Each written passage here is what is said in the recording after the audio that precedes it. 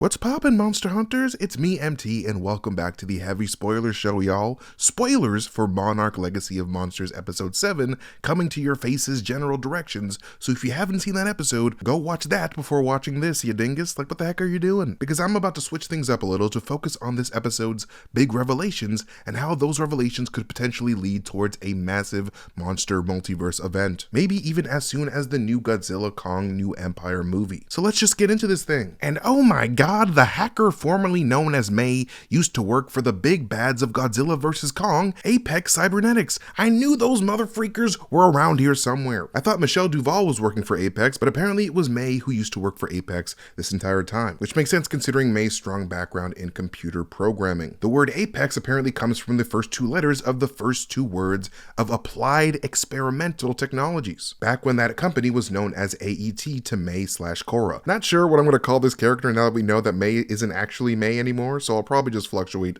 between those two names. Gotta love a good duality theme in a TV show. However, I did notice that while Korra was snooping around on AET servers, the file browser that she uses reveals that her AET computer username was actually May instead of Korra. So either this was like a continuity mistake on the show's part, or Korra was actually already going by May before she even had to go on the run from AET. But not only do we learn of May's true name in life as Korra Mateo in this episode, but we also learn that the curious Korra Mateo discovered some crazy ass stuff while being a disgruntled AET employee. And by crazy ass stuff, I mean cyborg monkeys, like Jesus Christ. Apparently AET decided to go full Elon Musk and started to inhumanely open up the skulls of innocent monkeys in order to gain important cybernetic research data. What a bunch of bitches. Experiments that were no doubt the beginnings of what would become APEX Cybernetics Mecha Godzilla project that we were introduced to in Godzilla vs Kong.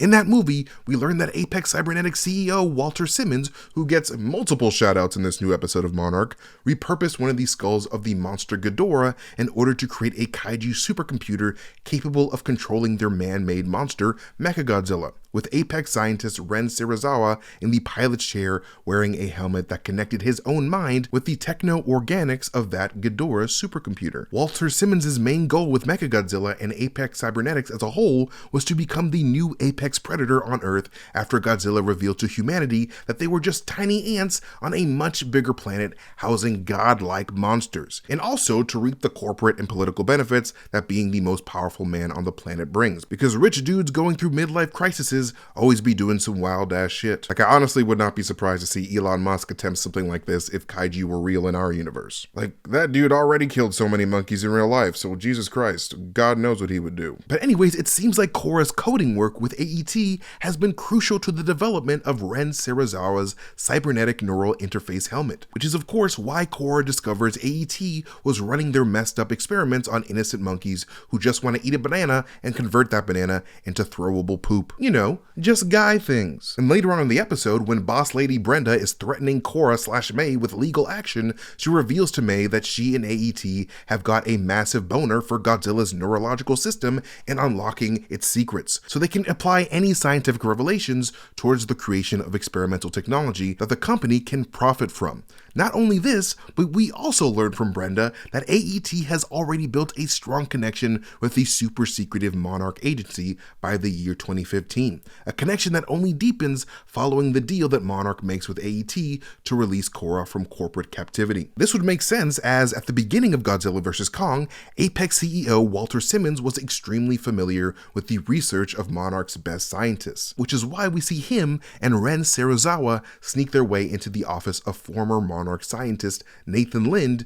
to recruit his nerd brain to find the mysterious power source that powers the Hollow Earth and all of the creatures that emerge from one of the Hollow Earth's many wormhole tunnels. We actually see one of those tunnels to the Hollow Earth form next to the pyramids of Egypt in the new Godzilla Kong New Empire trailer. And of course we see Shaw and Michelle's rogue group of defected Monarch specialists work to close one of those tunnels in Alaska at the very end of the episode. But hold up now, just wait a whole damn minute here. Doesn't this all feel sort of familiar? Like an organization builds a cybernetic neural interface unit in order to link up with another life form in order to pilot a giant mech to fight massive monsters that emerge from subterranean rifts all over the world? That sounds a lot like a Pacific Rim job to me.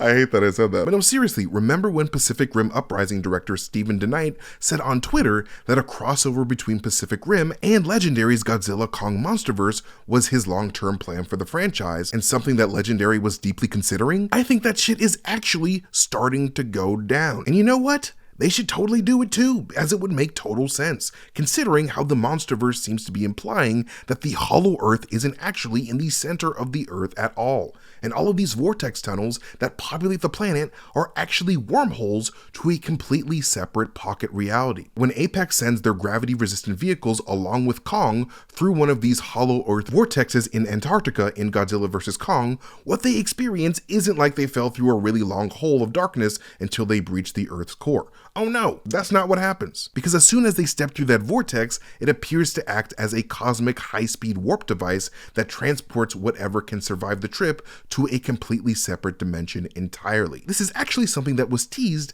in the Godzilla vs. Kong prequel comic Kingdom Kong by Monarch scientist Houston Brooks, as portrayed by actor Joe Morton. In that Kingdom Kong comic, Dr. Brooks calls these Hollow Earth vortexes electrostatic membranes that separate their reality from the seemingly separate reality of the Hollow Earth.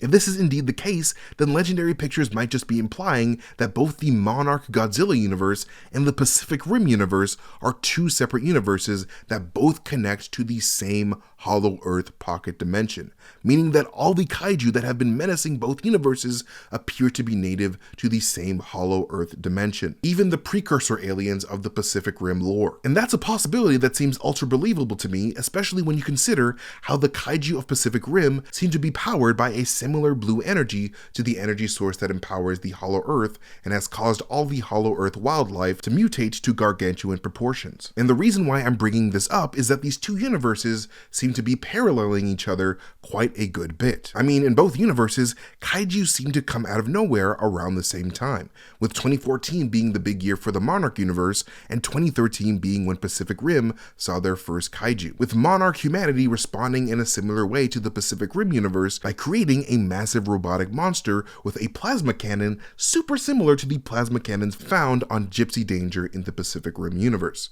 But anyways, the point is, in a series heavily rooted in the concept of dualities and parallels, I would not be surprised if it was teased that the Godzilla Monsterverse is a parallel reality to the Pacific Rim universe, with the bridge between them both being the Hollow Earth, also known as the Antiverse to the Jaeger pilots of the Pacific Rim world. And Korra might have actually helped the scientific minds of the Monarch universe with developing cybernetic neural drifting technology like Jaeger pilots use to connect with each other's minds. I mean, hell, Ren Serizawa even connects his own mind to a kaiju to control a robot, just like Charlie Day's Newt Geisler does in Pacific Rim Uprising. Like, I definitely feel like we are dealing with the beginnings of a huge monster multiverse now, but only time will tell. But anyways, moving on, we of course gotta talk about Lee Shaw and Michelle Duvall and their invasion of Monarch Outpost 88 in Fairbanks, Alaska. Because like I alluded to before, it appears that Lee's main goal in this series is plugging up all these blue radioactive vortexes that lead towards the Hollow Earth. In previous videos, I assumed that Lee Shaw was trying to protect kaiju life in order to honor the life of the late Keiko Randa, who did not want to see human aggression on these monstrous creatures at all. But it turns out that Lee doesn't give a singular damn about whether these kaiju live or die, as evidenced by him and his people willingly detonating those explosives on the frost mold that attacked him. All Lee seems to care about is helping out Keiko's beloved Godzilla instead, specifically by making Godzilla's job as Earth's kaiju custodian irrelevant, because if Lee and his team can find a way to plug up all of these holes to the Hollow Earth, then nobody has to lose their lives to a Muto attack or a Muto battle ever again, and Godzilla can go back to sleep for millennia in peace. With Shaw having lost both Keiko and Bill Randa to kaiju, and Michelle Duvall herself still reeling over the loss of her sister Sandra in the first Godzilla movie, them two forming an alliance with a bunch of defective Monarch agents who feel like Monarch isn't doing enough to save lives makes sense. But the character whose motivations are still shrouded in mystery is of course the elusive Hiroshi Randa and his Kaiju Collar 9000 that he got Exhibit to hook up to his pickup truck. Yes, I just made a Pimp My Ride joke in 2023. Just deal with it, okay? I'm old. I'm not proud of it either. But considering what we know about the gamma radiation simulator from Dr. Suzuki and the Randas, it would appear that Hiroshi isn't actually trying to summon Godzilla like the Randa children first assumed, but might just be trying to use science to figure out where exactly Godzilla is emerging from and how exactly Godzilla is able to pinpoint the exact location of kaiju from anywhere on the planet. Which is why Hiroshi has a map of a bunch of hollow earth vortex locations and has been traveling around the world with a miniaturized gamma radiation simulator. By activating this gamma device in empty open places like deserts or barren ice wastelands with high amounts of gamma radiation readings, it seems like Hiroshi is trying to get Titans to emerge so that their emergence can expose another doorway to the hollow earth. Because if humanity can figure out where all of these doorways are, what exactly is attracting these kaiju, and where they're coming from, they have all the intel they need to save a bunch of lives. And we know that 9 years later, during the events of Godzilla vs Kong, APEX Cybernetics actually has a pretty detailed map of the hollow earth at their disposal ready to use. So it seems like APEX will inevitably get the results of the Randa research. But anyways, that is it for this follow-up of Monarch Legacy of Monsters episode 7. Let us know what you guys thought of the episode down below, and what were your guys' reactions to the AET APEX Cybernetics revelation. Let us know. But anyways, you can follow me at Mastertainment on Twitter or Instagram or wherever I am on the internet, but most importantly, follow Heavy Spoilers here on YouTube and hit that notification bell so you don't miss anything that we upload. And if you like this video, leave a thumbs up. It always helps out the channel. But again, thank you guys so much for watching. You guys are amazing people, and I love you guys so much, and I'll see you guys next time. Bye.